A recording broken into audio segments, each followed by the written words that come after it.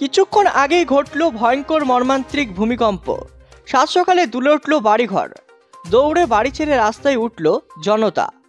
তো কোথায়, কখন, কিভাবে ঘটল এই ভয়ঙ্কর মর্মান্তিক ভূমিকম্প? এই ভূমিকম্পের জেরে কতজনের মৃত্যু হয়েছে, কতজন আহত রয়েছে এবং এই মুহূর্তে সেখানকার পরিস্থিতি কেমন রয়েছে, সেখানে কি এখনও উদ্ধার কাজ চলছে? তো সবই বিস্তারিত জানিয়ে দেবো আজকের এই ভিডিওতে।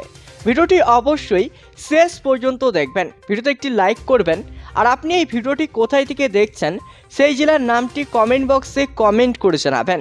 আর এমনই প্রতিনিয়ত দেশের লেটেস্ট ট্রেন্ডিং আপডেটগুলি সবার আগে সবার প্রথম পাওয়ার জন্য চ্যানেলটিকে সাবস্ক্রাইব করে পাশে থাকা বেল আইকনটি প্রেস করে চ্যানেলের সঙ্গে জুড়ে থাকবেন। তো চলুন এবার এক নজরে দেখে নেওয়া যাক। সাত সকালে উত্তরবঙ্গে ভূমিকম্প, কাঁপল দার্জিলিং, জলপাইগুড়ি, ধূপগুড়ি, মালবাজার সহ উত্তরবঙ্গের বিস্তীর্ণ এলাকা। জানা গিয়েছে ভূমিকম্পের উৎপত্তিস্থল ছিল সিকিমের নামচি এলাকা। তবে ভূমিকম্পের তীব্রতা বেশি ছিল না। রিক্টার স্কেলে 4.4 মাত্রার ভূমিকম্প ধরা পড়েছে। ভূমিকম্পের কেন্দ্রস্থল ছিল তাং থেকে প্রায় 29 কিলোমিটার দূরে।